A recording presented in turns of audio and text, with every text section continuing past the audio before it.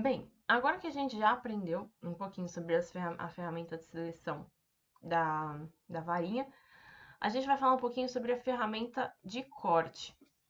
A ferramenta, peraí, do crop, ok? A ferramenta de corte demarcado é a ferramenta do crop. Essa ferramenta é muito interessante porque eu vou afastar aqui com Ctrl menos. Então aqui a gente tem o meu papel sulfite. Aqui a gente tem a minha folha sulfite completa. E eu tenho aqui, sei lá, uma série de imagens. Sei lá, que eu tenho a imagem 1, imagem 2, imagem 3, imagem 4, imagem 5, imagem 6. Eu gostaria de ter para mim, eu gostaria de editar, eu gostaria de montar uma prancha com a imagem 1. Então, não importa as outras imagens. Eu quero transformar essa imagem 1 aqui numa imagem única. Então, a ferramenta de corte delimitado ela é feita para isso. Você vai usar ela, assim como a gente usa a ferramenta de seleção retangular, só que ela é um pouco mais ela tem esses pontos de ancoragem aqui, né? Diferente da outra, da ferramenta retangular.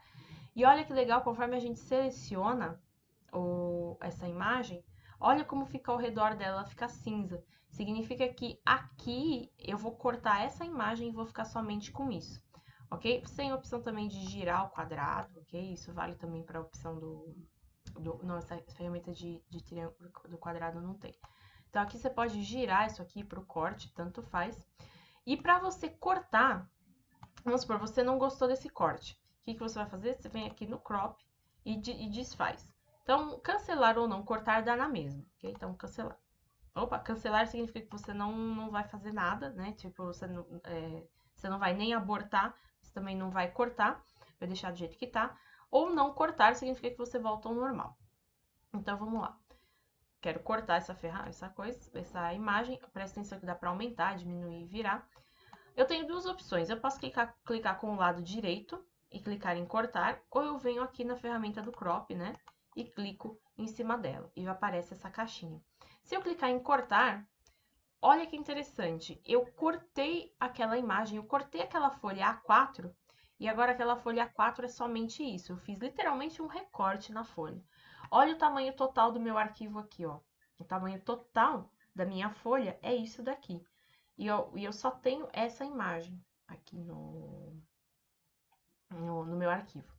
Eu posso vir aqui no arquivo e salvar. Então, agora minha aula de Photoshop viraria esse arquivo, viraria somente essa minhoquinha.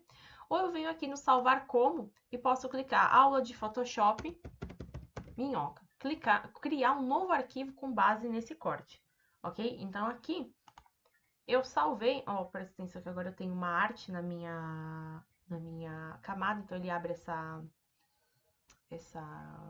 janelinha, só dá OK.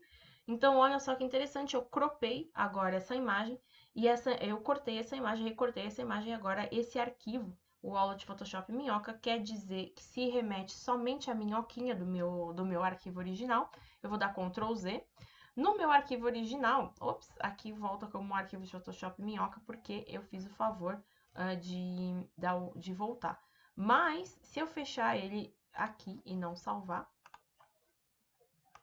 e abrir a aula de Photoshop, ele continua em branco porque eu não salvei a minhoquinha, ok? Então, isso é muito importante vocês terem noção de como salvar os arquivos e para você não fazer uma edição por cima de um arquivo interessante e salvar e depois perder esse arquivo, beleza?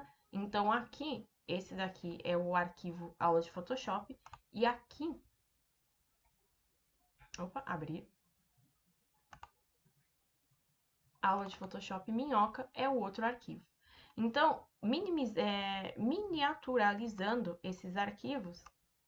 Opa, peraí que eu cliquei errado aqui, desculpa. Miniaturalizando esses arquivos, olha só que legal. Eu tenho aqui o arquivo aula de Photoshop minhoca e aqui eu tenho o arquivo aula de Photoshop no PSD normal.